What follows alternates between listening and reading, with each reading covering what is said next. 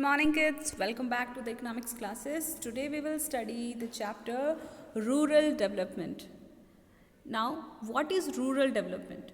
Rural development is the process of improving the quality of life and economic well-being of people living in the relatively isolated or sparsely populated areas. Means जो भी rural areas में रहते हैं उन लोगों का standard of living, quality of life, economic conditions को improve करना, वो सब किस में आता है?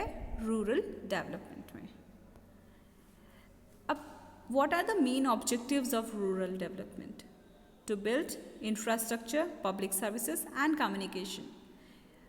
इंफ्रास्ट्रक्चर को इम्प्रूव करना, पब्लिक सर्विसेज, ट्रांसपोर्टेशन फैसिलिटीज़ इसको इम्प्रूव करना, कम्युनिकेशन लेवल को इम्प्रूव करना, to improve health, education and living condition like housing and all. Education की फैसिलिटी है, हेल्थ फैसिलिटीज़ है, वो सब इम्प्रूव करना.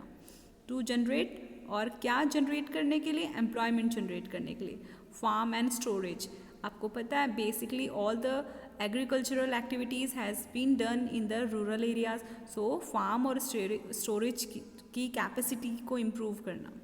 दैन इकोनॉमिकल कंडीशंस को भी जनरेट करना, एक्टिविटीज़ को जनरेट करना. These are the main objective of rural development. Now term of rural finance. अब हमारे पास सामने चैलेंजेस खड़े हो जाते हैं कि अगर हम रूरल डेवलपमेंट करते हैं तो सबसे बड़ी जो प्रॉब्लम क्रिएट होती है that is challenge of rural credit. Rural credit की प्रॉब्लम अराइज होती है. तो ये जो रूरल क्रेडिट है, रूरल और agricultural credit means credit for farming.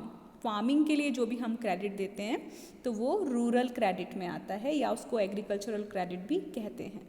जितने भी फार्मर्स होते हैं वो जो फार्मिंग एक्टिविटीज़ करते हैं, basically most of them use to do the subsistent farming.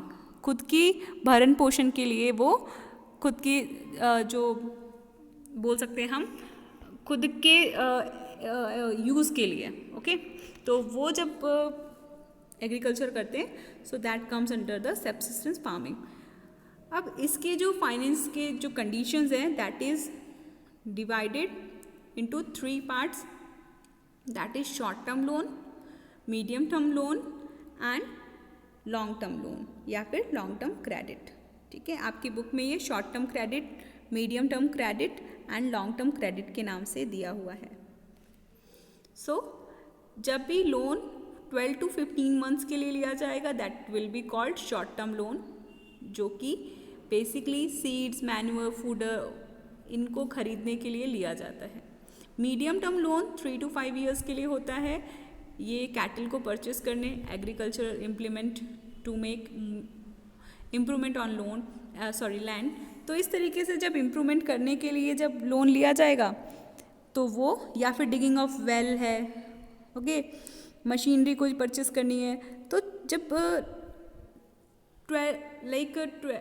3 to 5 years के लिए जब लोन लिया गया है then it will be called medium term loan.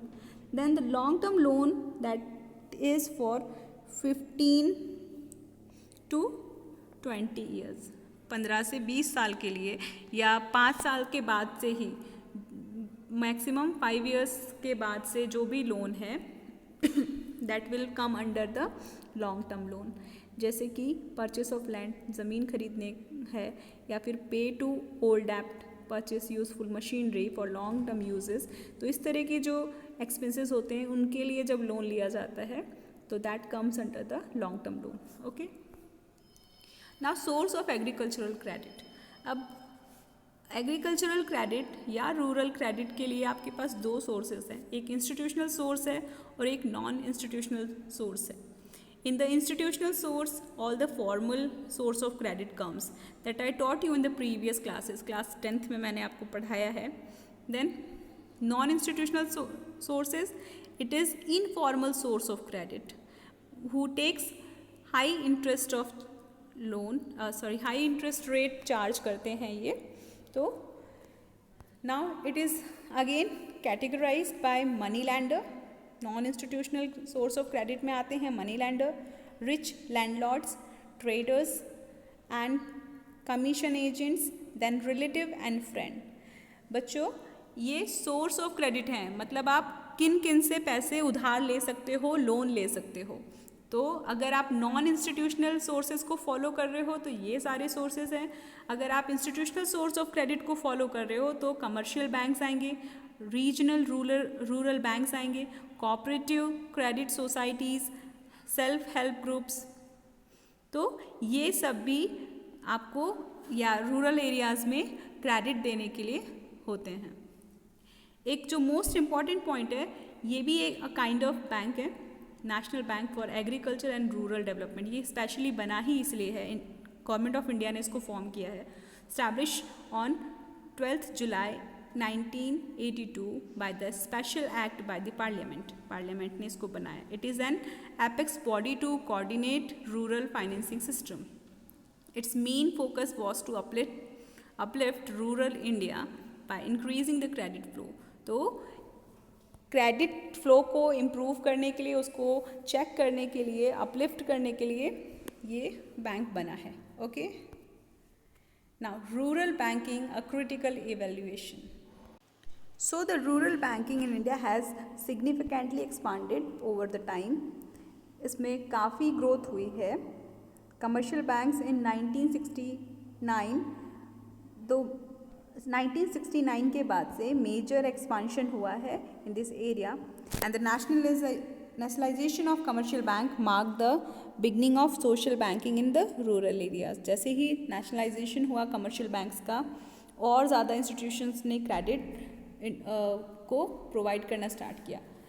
But the problem is that inadequate finance मतलब कि अभी भी बहुत सारे लोग हैं जिनको कि फाइनेंस प्रॉपरली अवेलेबल नहीं हो पा रहा है. Regional inequalities, regional area wise कुछ एरियाज़ में ज़्यादा इनइक्वालिटीज़ हैं. Over dues and default rate means बहुत सारे ऐसे फार्मर्स हैं जो लोन पेमेंट बैक नहीं कर पा रहे हैं, लोन रीपेमेंट नहीं कर पा रहे हैं. Then less benefit to the small and marginal farmers, जितने जो स्मॉल फार्मर्स हैं उनको ज़्यादा बेनिफिट नहीं पहुंच पा रहा है. तो these are the critical evaluation of rural banking. Now we will talk about the agricultural banking, agricultural marketing. We are looking for the second challenge of the agricultural marketing. पहले हमने देखा कि रूरल क्रेडिट प्रोवाइड करके कैसे development किया rural development. Then now we will see the challenge of agricultural marketing. Now we will understand what is agricultural marketing. Agricultural marketing can best be defined as a series of services involved in the moving of product from the point of production to the point of consumption. जैसे ही हमारा जो crop है वो पूरी तरीके से harvest हो जाता है, उसके बाद से ये प्रोसीजर स्टार्ट होती है मार्केटिंग की. जब हमारा सामान बन के तैयार हो चुका है तो अब उसको मार्केट तक ले जाने, जहाँ प्रोडक्शन हुआ है वहाँ से कंजम्पशन पॉइंट तक ले जाने के जितनी भी प्रोसेस है, ठीक है, जैसे कि harvesting, grading, packing, transport, storage and food processing, distribution and sale. कौन सी सेलिंग प्रोसीजर को, कौन सी चेन को वो लोग अडॉप्ट करेंगे, whether they will go in the market directly और they will use the wholesaler and retailer. So in this manner all these will come under the agricultural marketing. ठीक है, marketing procedure अभी आपने business में पढ़ा ही होगा. तो किस तरीके से मार्केटिंग करना है, जितनी भी सेलिंग से रिलेटेड एक्टिविटी है वो सब कुछ इंक्लूड होगा एग्रीकल्चरल मार्केटिंग में. Now agricultural marketing means a process that involves assembling, storage, processing, transportation, packing, grading and distribution of different agricultural commodities across the country. मतलब कि उसकी स्टोरेज से लेके उसकी असेंबलिंग करना, उसका ट्रांसपोर्टेशन करना, all these process comes under the agricultural marketing.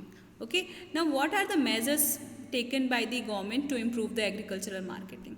Agricultural marketing को इम्प्रूव करने के लिए गवर्नमेंट ने क्या किया, regulated market, development of infrastructure, cooperative marketing and policies. कुछ पॉलिसीज़ बनाई है जैसे कि minimum support price, maintenance of buffer stock, public distribution system.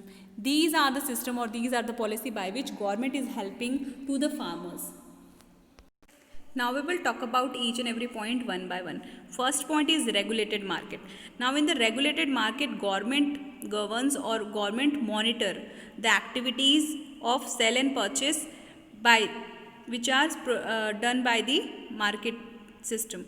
जो भी कमिटीज़ हैं, ठीक है, कमिटी बनाई जाती है फ्रॉम द मार्केट साइड ताकि किसी भी तरीके से इनको एक्सप्लॉइट ना किया जाए, मार्केट में फार्मर्स को एक्सप्लॉइट नहीं किया जाए, तो इसलिए ये फॉर्मेट किया जाता है या इसको प्रिपेयर किया जाता है. Then development of infrastructure. आपकी प्रोड्यूस्ड गुड्स को how you will take to the market, आप मार्केट तक कैसे लेके जाओगे, तो इंफ्रास्ट्रक्चर ज़रूरी है, कम्युनिकेशन लेवल ज़रूरी है, ट्रांसपोर्टेशन फैसिलिटी प्रोवाइड करना ज़रूरी है. So in this manner like housing warehousing facilities, आपका जो सामान है या आपकी जो क्रॉप्स है उसको स्टोर करने के लिए स्टोरेज फैसिलिटी होनी चाहिए. That all comes under the development of infrastructure. Then cooperative marketing. Now how the products will be selled, ये कैसे मार्केट प्रोवाइड करना, इनको एक कम्युनिटी या फिर आप बोल सकते हो कोऑपरेटिव मार्केट प्रोवाइड करना, so that they can sell their product in a better price और bargaining in the markets, better bargaining कर सकें. इस तरीके से इनको एक कोऑपरेटिव मार्केटिंग प्रोवाइड करना. Then I explain you about the policy instrument. Means तरह तरह की पॉलिसीज़ बनाई गई, जैसे कि minimum support price, maintenance of buffer stock, बहुत ज़्यादा स्टॉक. देखो मिनिमम सपोर्ट प्राइस में क्या होता है, government provide a minimum price on which a farmer can sell a crop. एक क्रॉप के लिए मिनिमम प्राइस फिक्स कर देती है गवर्नमेंट, जिस पे सेल करना पड़ता है और एटलीस्ट इससे कम में सेल नहीं कर सकते. So in this manner government is helping to the farmers और they are helping in the agriculture marketing. Now emerging alternative marketing chain. अब फार्मर्स डिफरेंट मार्केटिंग चेन की तरफ भी मूव कर रहे हैं, जैसे कि बिग बाज़ार है, they are directly selling their product to the multinational companies. इस तरह की जो फॉर्म्स हैं उनको सेल कर रहे हैं. That comes under the sale, direct sale by the farmer to the consumer. ये इसमें आएगा. अपनी मंडी जो कि राजस्थान और हरियाणा में इसको क्रिएट किया है by the government. Now direct sale contract with the farmers, farmers के साथ में डायरेक्ट सेल कॉन्ट्रैक्ट करना, इस तरीके से फार्मर्स को हेल्प की जा रही है. It is the chain of marketing. Okay. Then meaning and reason for the diversification of agricultural activities. What is the diversification of agricultural activity. Diversification मतलब कि डाइवर्ट होना या और ज़्यादा you can say changing pattern. Okay, it means reducing the share of labor force in agricultural sector and finding employment in non farm activities. Agricultural sector पे force को कम करना, labour force कम करना और उससे रिलेटेड और नॉन फार्म एक्टिविटीज़ को find out करना. इसके रीज़न क्या हैं, to reduce the risk of earning from the agricultural sector. आपको पता है एग्रीकल्चरल सेक्टर में बहुत रिस्क है, because all the farmers has to depend on the rain for और the season weather. Okay. Then next is to give wider choice. अब इससे farmer के पास में एक वाइडर चॉइस हो जाती है. Now types of diversification. Diversification of crop production and diversification of production activity. Crop production में क्या डाइवर्सिफिकेशन हो सकता है, it involves shift from single cropping system to multi cropping system. एक क्रॉप की बजाय अब हम मल्टी क्रॉपिंग सिस्टम को फॉलो करें. प्रोडक्टिव एक्टिविटी में क्या आएगा, it involves shift of work force from agricultural sector to other related and non agricultural sector. यहाँ पे हमने क्या किया, क्रॉप प्रोडक्शन में और भी मल्टी क्रॉप्स को इन्वॉल्व कर लिया क्रॉपिंग सिस्टम में. लेकिन प्रोडक्शन एक्टिविटी में कैसे डाइवर्सिफिकेशन आया, लोग नॉन फार्म एक्टिविटीज़ की तरफ मूव करने लगे. Now our third point is emerging challenges of rural development, employment outside agriculture. अब एग्रीकल्चर से बाहर भी लोगों ने डेवलपमेंट या अपना एक एम्प्लॉयमेंट फाइंड आउट किया है. तो वो कौन कौन से सेक्टर्स हैं जहाँ पे कि लोग शिफ्ट होके जा रहे हैं in respect of agriculture, agriculture को छोड़ के और इस तरफ मूव कर रहे हैं. तो वो कौन से सेक्टर हैं, फर्स्ट है एनिमल हस्बेंड्री. अब animal husbandry is an important area of employment in India. Different form crop farming, ये क्रॉप फार्मिंग से डिफरेंट है. It is also called the livestock farming. इसमें आता है poultry farming, cattle and goats, sheep are important in this. Poultry account for the 42% and cattle 25%. Goat and sheep nearly 20% share in a total livestock in the India. मतलब कि इस तरीके से ये बहुत ही इम्पॉर्टेंट फॉर्म है जिसमें कि लोग बहुत ज़्यादा इन्वॉल्व हैं. Okay, now the next is horticulture. Horticulture is the art and science of growing fruits, nuts, vegetable and ornamentals. Now, horticulture is also known as the garden or yard culture, जहाँ पे basically केवल fruits और vegetables को grow किया जाता है. इस तरीके से बच्चों जो एग्रीकल्चरल एरिया था उसको भी अब हॉर्टिकल्चर के लिए यूज़ कर रहे हैं. तो पल्सेस की जो रिक्वायरमेंट है वो ज़्यादा है और उसका प्रोडक्शन कम हो रहा है. So in this manner many of them are producing the horticulture और they are following the horticulture because it is giving huge amount as compare to the crops. Food grains की बजाय इसमें ज़्यादा इनकम है तो लोग ज़्यादातर इसकी तरफ मूव कर रहे हैं. अब आपको पता ही है लैंड रिसोर्सेज लिमिटेड है, so there is a less production of food crops. Now third is cottage industry, a small scale decentralised manufacturing business often operate out of a home rather than purpose built facilities. देखो ये एक home से चलाई जाने वाली बहुत छोटी small scale की इंडस्ट्रीज़ होती हैं जहाँ पे लोग फैमिली मेम्बर्स और बहुत स्मॉल इन्वेस्टमेंट के साथ में इसको स्टार्ट कर देते हैं. Now it is also in danger because of the other multinational companies और मशीनरी बेस्ड कंपनीज. ये हाथों से बनाए जाने वाले सामान होते हैं. अब ज़्यादातर लोग मशीनरी बेस्ड हो चुके हैं, मशीनों के द्वारा ज़्यादा आउटपुट कर रहे हैं, तो they are also in danger. Next is fisheries. अब केरला, महाराष्ट्र, गुजरात एंड तमिलनाडु एरिया जो है basically it is known for the fishing. सो इस तरीके से ये एक मेन सोर्स है. Inland source include rivers, lake, ponds, streams, while marine source include sea and ocean. So together these resources are called water bodies which are regarded as provider by the fishing communities.